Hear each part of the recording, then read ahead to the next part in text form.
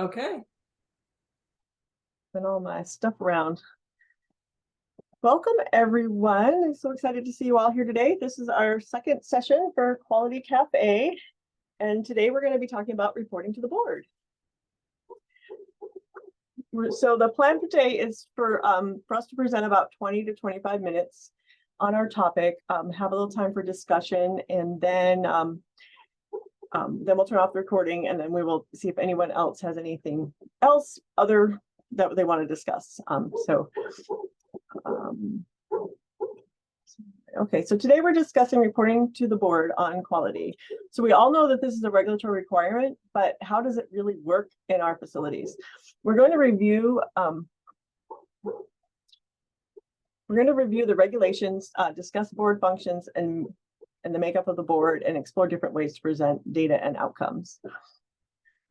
So I just wanted to share a little story. So when I first got started in quality, way back when, early 2000s, I was in California at a small county hospital, and they hadn't been surveyed in a long time. And as you know, with long-term care, you get surveyed every year, so which is hard but great because you're in compliance all the time. But it had been like 8 or 9 years since their last survey, so they had lots of things to work on. And one of the things that was identified was their governing body wasn't present in any of the decisions making in the hospital. So I got tasked with reporting to the board. So their governing body was the County Board of Supervisors in this really small ranching town.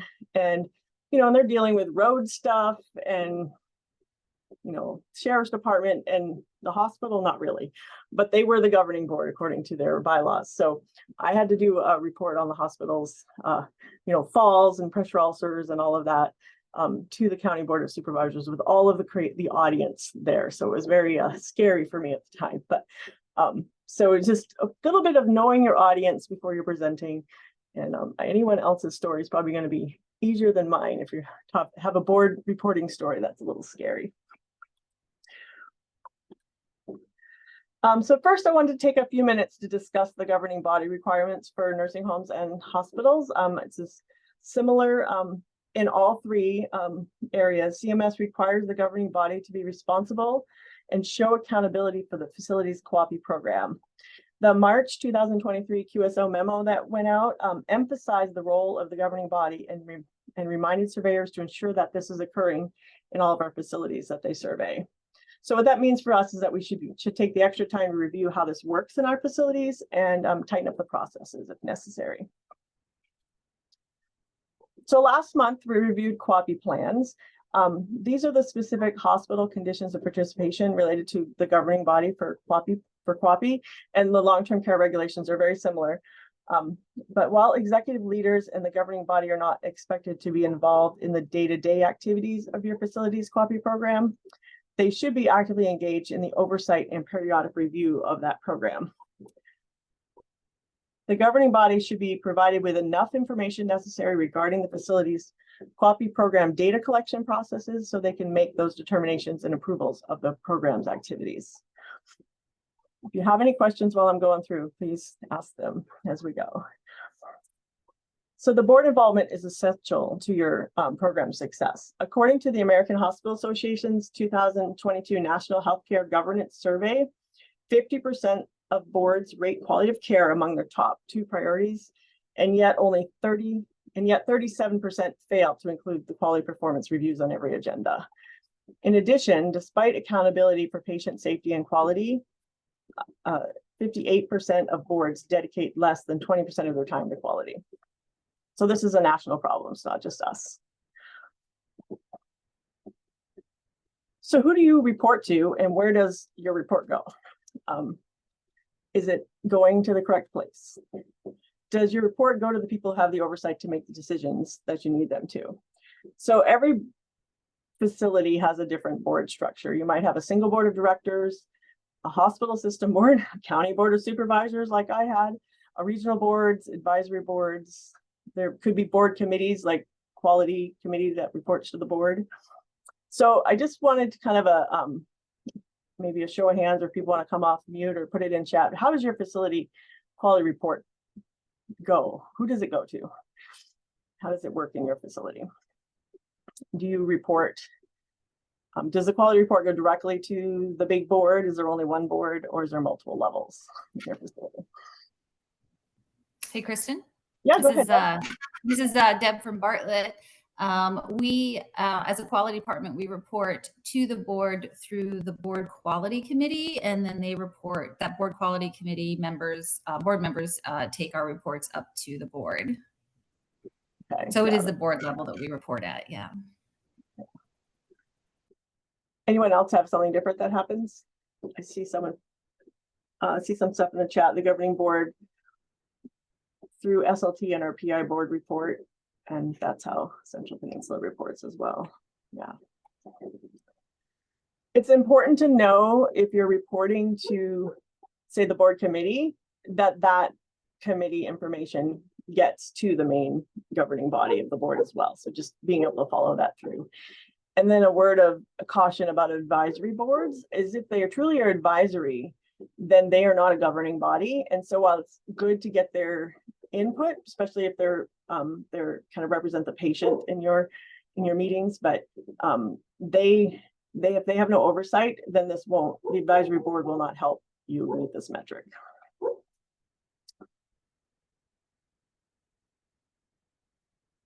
All right.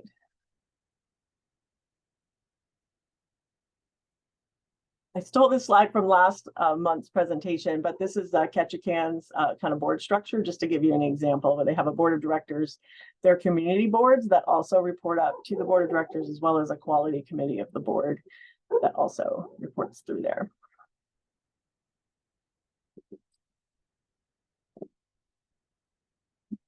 So knowing your audience is very important. So less than 15% of board members have a healthcare background, and greater than 50% have a business or finance background. How does this affect how you design your reports? I was hoping we could have a little discussion about this. You know, is your quality committee for the board able to understand what you're reporting to them if they are not healthcare, if they don't have a strong healthcare background on that? Do anyone have any specific things they do to manage this? Feel free to unmute or put it in the chat. It's kind of a tough question.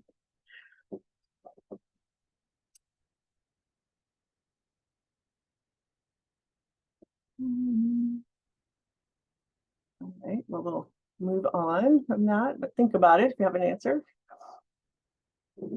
Someone was typing.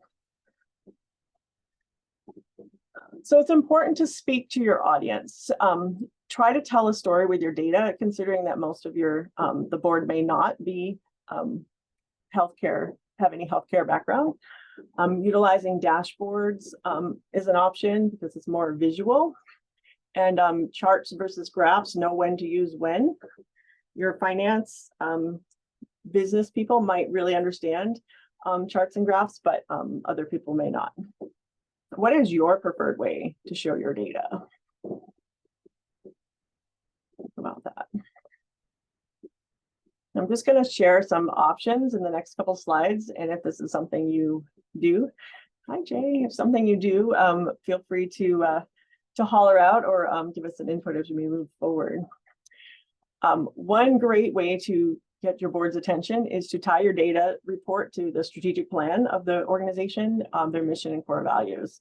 So if you can directly tie that in, then that will definitely hold their attention and help them understand how important it is. So Adrienne put in the chat, we use a reporting template and encourage reporters to use lay terms. Yes, I struggle with that. Just a little discussion about pie charts versus run charts. So this run chart on the left is, I understand it, but would your audience understand it? If, you know, are you going to be able to give an explanation, or is your data just being sent in as a report for them to read and review without your ability to present? A dashboard with lots of good colors is helpful for the visual learners, for people to understand and see that. Pie charts are also coming back into favor, but I think they're really strong visual cues for a lot of people. Just another example of a dashboard. where you can show multiple things to show an overall effect of something on the screen.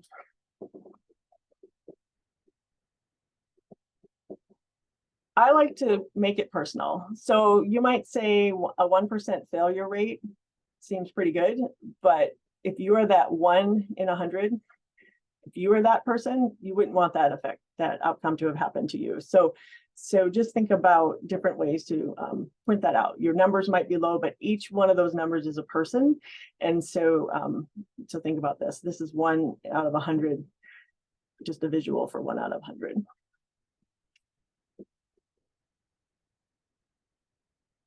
And with non-clinical people, it's super helpful to tell a story. There's a lot of science behind storytelling. It activates the brain, you create an emotional impact. It's a helpful way to embody your culture and to help move the culture forward that you're looking for. It aids in memory. People remember the stories more than they remember the data. It puts the listener in learning mode, and it pretty much appeals to everyone. So if you have a patient story that goes with that, with those numbers, it would be super impactful to be able to do that.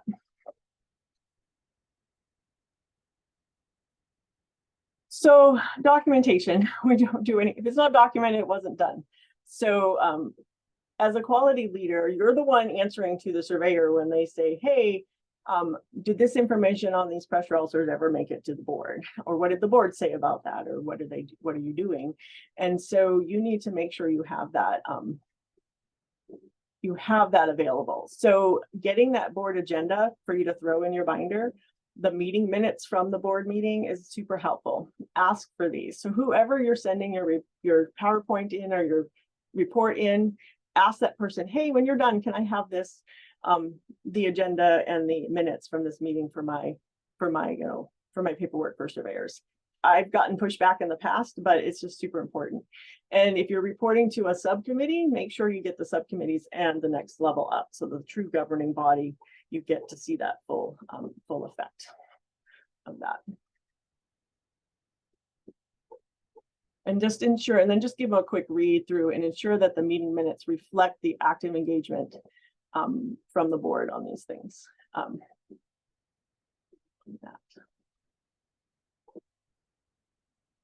And one other thing to note is to educate.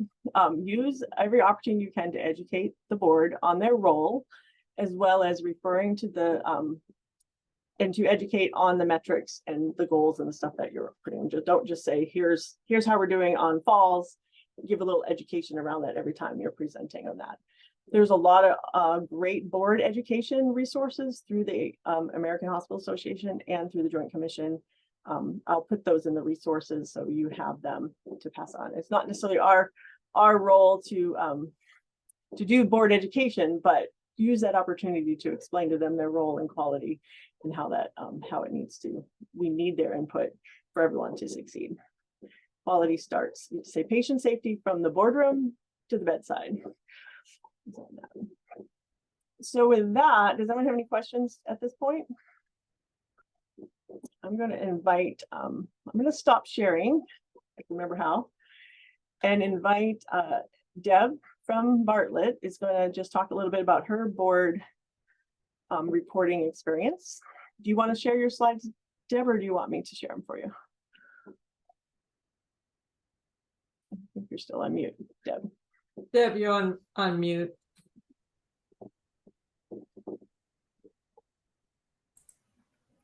Ah, rookie error. Okay, got it. All right. So I'm on one screen here, so I'll just need a little help. Can you guys see my PowerPoint? Or are we looking at my screen here? You might want to click from beginning there at the top. Okay, let me go in here. Actually, well, I purposely started here because the other slides are just you can just say just our kind of our mission.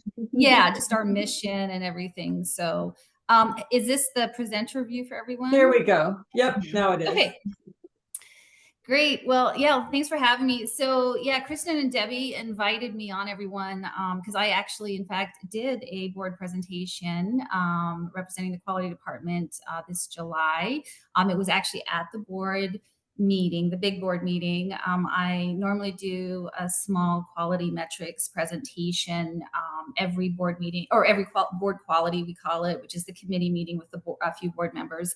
I usually do that every other month, but this was kind of like a big official one. You know, I'd never presented to the board before, not gonna lie, I was just a little bit nervous. And so, you know, our chief quality officer, Gail Moorhead, really helped me at the time as far as like being able to focus in on what I should share.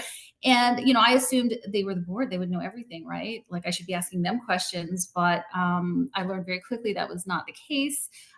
You know, unless you're really working in, you know, hospital quality or healthcare quality, it's not hard to retain, but like details really can leave. So it had been a few years since they'd heard the basics and foundation of what quality is in the hospital, and specific program pieces that they would be interested in. And so that's what I was doing. It's just kind of getting back to the basics, as you can see here on my screen.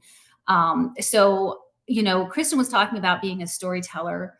I did not know our board that well, just a few of the members. So I kind of asked around, or asked, you know, my director, Gail, and just like who was on the board and kind of how I should focus my presentation. And that was really helpful, right? Because like on our board, we have a statistician, and that dude knows a lot. And when it comes to graphs, like you better have your graphs in order, because there's going to be questions after, if not. So a little pressure there, but I kept kind of graphs out of this so much. It was more of an informational kind of a presentation, but I'm not going to obviously do the presentation, but I just wanted to show you my ideas behind how I did the slides. Because it could be a little bit complicated explaining this. So first thing I did was, after I finished preparing my presentation, and I'll just go back here. Can you guys see my notes section?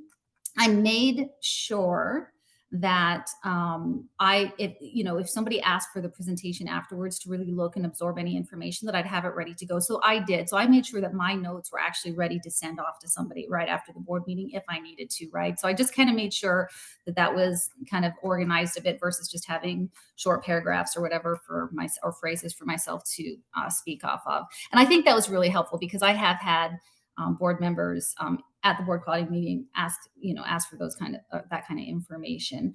But anyway, what I did here, you know, lots of white space, big graphics. This is actually kind of a busy page, I guess, but I really wanted to just help them. A lot of times what I've noticed in board meetings, asking for, acronyms. We use so many of them, right, in healthcare. So just having it spelled out, they want to see that.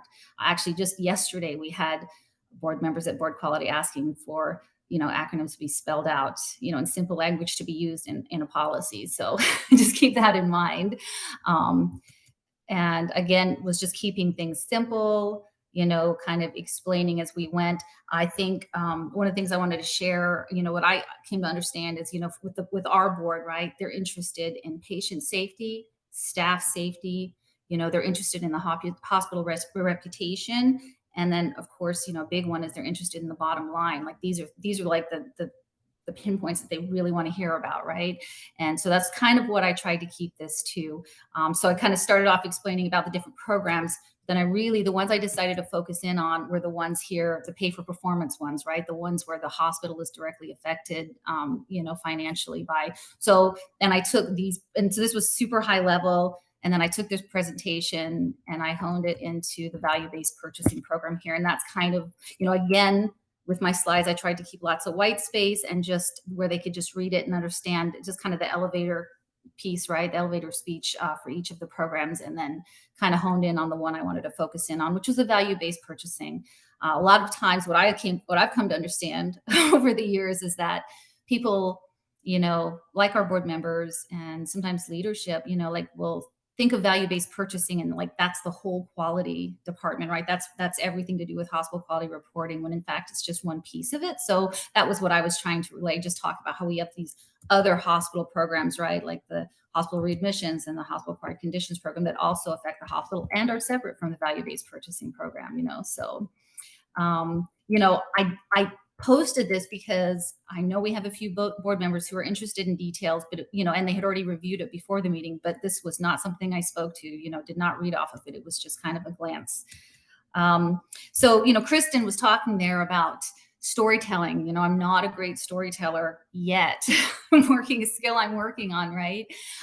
But what I did do, how I did tell my story was through money. I figured, you know, if we throw money out there with some of the percentages that we earn back for the value-based purchasing program, that would be something that the board would really relate to, right? How it's affecting the hospital. So I was able to kind of talk to this little piece here about an example. I just had used $1 million and how like the exact percentage there here in the middle of the screen that we had received back in this is for the fiscal year 2020, how we had received this much money back, you know, because we had done so well on our performance metrics, right? So I was able to actually put a number on it with our little example $1 million here. And then the next page, I gave them the reality of how much that same year we actually did earn and how much money we actually did end up earning back because, you know, our reimbursement, because of how well the hospital performed with our metrics. So I felt like, you know, instead of telling a story, it was kind of my way and able to bring things to life, right? Just making it simple, not too wordy. And that's the other thing, you know, when you're presenting to a board, especially with ours, right? It's publicly posted a week beforehand. So they do receive the information. They're able to read, you know, and able to have questions ready. So I always remember that for my presentations. So the other thing I wanted to mention, you know, Kristen talked about knowing your board.